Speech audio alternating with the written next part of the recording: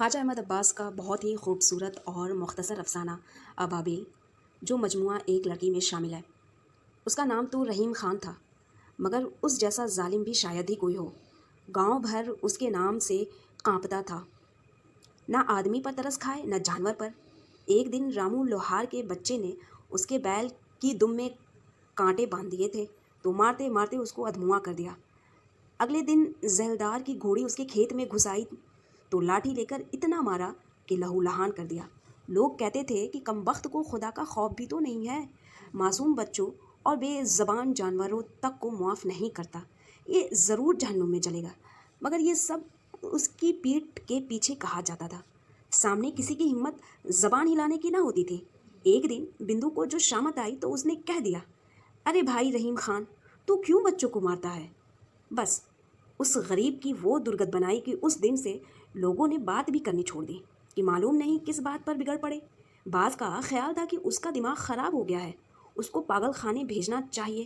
کوئی کہتا تھا کہ کسی کو مارے تو تھانے میں رپورٹ لکھوا دو، مگر کسی کی مجال تھی کہ اس کے خلاف گواہی دے کر اسے دشمنی مول لیتا۔ گاؤں بھر نے اسے بات کرنی چھوڑ دی، مگر اس پر کوئی اثر نہ ہوا۔ صبح سویرے وہ ہل کاندھے پر دھرے اپنے کھیت کی طرف جاتا دکھائی دیتا تھا، راستے میں کسی سے نہ بولتا، کھیت میں جا کر بیلوں سے آدمیوں کی طرح باتیں کرتا۔ اس نے دونوں کے نام رکھے ہوئے تھے، ایک کو کہتا تھا نتھو، دوسرے کو چھدو۔ ہل چلاتے ہوئے بولتا جاتا، کیوں بے نتھو، تو سیدھا نہیں چلتا؟ یہ کھیت آج تیرا باپ پورے کرے گا۔ اور ابے چھدو، تیری بھی شامت آئی ہے کیا؟ اور پھر ان غریبوں کی شامت آ ہی جاتی۔ سوت کی رسی کے مار دونوں بیلوں کی کمر پر زخم پڑ گئے تھے۔ شام کو گھر آتا تو وہاں اپنی بیوی بچوں پر غصہ اتارتا۔ دال یا ساگ میں نمک ہے، بیوی کو ادھیڑ ڈالا۔ کوئی بچہ شرارت کر رہا ہے، اس کو الٹا لٹکا کر بیلوں والی رسی سے مارتے مارتے بے ہوش کر دیا۔ غرض ہر روز ایک آفت بپا رہتی تھی۔ آس پاس کے جھونپڑوں والے روز رات کو رحیم خان کی گالیوں، اس کے بیوی اور بچوں کے مار کھانے اور رونے کی آواز سنتے، مگر بیچارے کیا کر سکتے تھے؟ اگر کوئی منع کرنے جائے تو وہ بھی مار کھائے۔ مار کھاتے کھاتے بیوی غریب تو ادموئی ہو گئی تھی، 40 برس کی عمر میں 60 سال کی معلوم ہوتی تھی۔ بچے جب چھوٹے چھوٹے تھے تو پٹتے رہے، بڑا جب 12 برس کا ہوا تو ایک دن مار کھا کر جو بھاگا تو پھر واپس نہ لوٹا۔ قریب کے گاؤں میں ایک رشتہ دار کا چاچا رہتا تھا، اس نے اپنے پاس رکھ لیا۔ بیوی نے ایک دن ڈرتے ڈرتے کہا، بلاسپور کی طرف جاؤ، ذرا نورو کو لیتے آنا۔ بس پھر کیا تھا، آگ بگولا ہو گیا۔ میں اس بدماش کو لینے جاؤں؟ اب وہ خود بھی آیا تو ٹانگیں چیر کر پھینک دوں گا۔ وہ بدماش کیوں موت کے منہ میں واپس آنے لگا تھا؟ 2 سال کے بعد چھوٹا لڑکا بنتو بھی بھاگ گیا اور بھائی کے پاس رہنے لگا۔ رحیم خان کو غصہ اتارنے کے لیے فقط بیوی رہ گئی تھی، سو وہ غریب اتنی پٹ چکی تھی کہ اب عادی ہو چلی تھی۔ مگر ایک دن اس کو اتنا مارا کہ اس سے بھی نہ رہ گیا، اور موقع پا کر جب رحیم خان کھیت پر گیا ہوا تھا، وہ اپنے بھائی کو بلا کر اس کے ساتھ اپنی ماں کے ہاں چلی گئی۔ ہمسایہ کی عورت سے کہہ گئی کہ آئیں تو کہہ دیا کہ میں چند روز کے لیے اپنی ماں کے پاس رام نگر جا رہی ہوں۔ شام کو رام خان بیلوں کو لیے واپس آیا تو پڑوسن نے ڈرتے ڈرتے بتایا کہ اس کی بیوی اپنی ماں کے ہاں چند روز کے لیے گئی ہے۔ رحیم خان نے خلاف معمول خاموشی سے بات سنی اور بیل باندھنے چلا گیا۔ اس کو یقین تھا کہ اس کی بیوی اب کبھی نہ آئے گی۔ احاطے میں بیل باندھ کر جھونپڑے کے اندر گیا تو ایک بلی میاؤں میاؤں کر رہی تھی۔ کوئی اور نظر نہ آیا تو اس کی ہی دم پکڑ کر دروازے سے باہر پھینک دیا۔ چولہے کو جا کر دیکھا تو ٹھنڈا پڑا ہوا تھا۔ آگ جلا کر روٹی کون ڈالتا؟ بغیر کچھ کھائے پیے ہی پڑ کر سو رہا۔ اگلے دن رحیم خان جب سو کر اٹھا تو دن چڑھ چکا تھا، لیکن آج اسے کھیت پر جانے کی جلدی نہ تھی۔ بکریوں کا دودھ دو کر پیا اور حقہ باندھ کر پلنگ پر بیٹھ گیا۔ اب جھونپڑے میں دھوپ بھر آئی تھی۔ ایک کونے میں دیکھا تو جالے لگے ہوئے تھے، سوچا کہ لاؤ صفائی ہی کر ڈالوں۔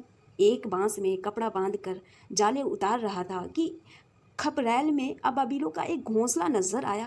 2 ابابیلیں کبھی اندر جاتی کبھی باہر آتی تھیں۔ پہلے اس نے ارادہ کیا کہ بانس سے گھونسلہ توڑ ڈالے، پھر معلوم نہیں کیا سوچا، ایک گھڑونچی لا کر اس پر چڑھا اور گھونسلے میں جھانک کر دیکھا۔ اندر 2 لال بوٹی سے بچے پڑے چوں چوں کر رہے تھے، اور ان کے ماں باپ اپنی اولاد کی حفاظت کے لیے اس کے سر پر منڈلا رہے تھے۔ घोंसले की तरफ उसने हाथ बढ़ाया ही था कि मादा अबाबिल अपनी चोंच से उस पर हमलावर हुई। अरे आँख फोड़ेगी, उसने अपना खौफनाक कहकहा मारकर कहा और घड़ौंची पर से उतर आया। अबाबिलों का घोंसला सलामत रहा। अगले दिन उसने फिर खेत पर जाना शुरू कर दिया। गांव वालों में से अब भी कोई उससे बात ना करता था। दिन भर हल चलाता, पानी देता या खेती काटता, लेकिन शाम को सूरज छिपने से कुछ पहले ही घर आ जाता।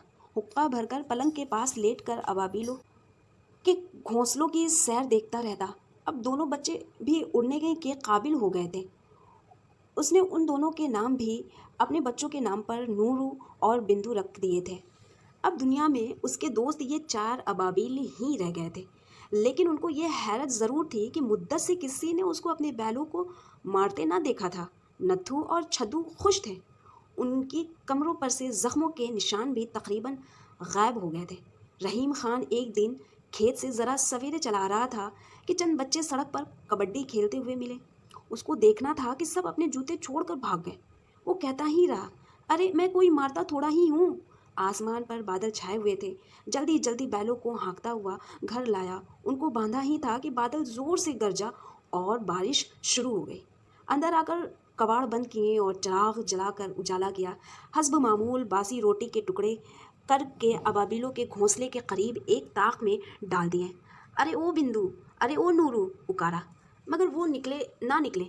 घोंसले में जो झांका तो चारों अपने पैरों में सर दिए सहमे बैठे थे। ऐन जिस जगह छत में घोंसला था वहाँ एक सुराख था और बारिश का पानी टपक रहा था। अगर कुछ देर ये पानी इस तरह ही आता रहा तो घोंसला तबाह हो जाएगा और अबाबील बेचारे बेघर हो जाएंगी। ये सोचकर उसने कबाड़ खोले और मूसलाधार बारिश में सीढ़ी लाकर छत पर चढ़ गया। जब तक मिट्टी डालकर सुराख को बंद करके वो उतरा तो शराबोर था। पलंग पर जाकर बैठा तो कई छींकें आई, मगर उसने परवाह ना की और गीले कपड़ों को निचोड़ चादर ओढ़ कर सो गया।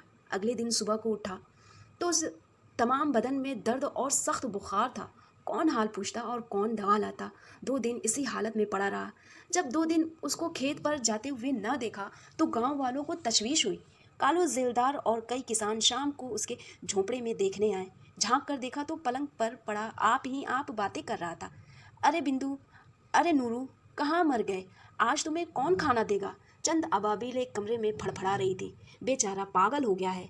कालो जमींदार ने सर हिलाकर कहा, सुबह को शफा खाना वालों को पता देंगे कि पागल खाना भिजवा दे। अगले दिन सुबह को जब उसके पड़ोसी शफा खाना वालों को लेकर आए और उसके झोंपड़े का दरवाज़ा खोला तो वो मर चुका था। उसकी पाइंती 4 अबाबिलें सर झुकाए खामोश बैठी थीं।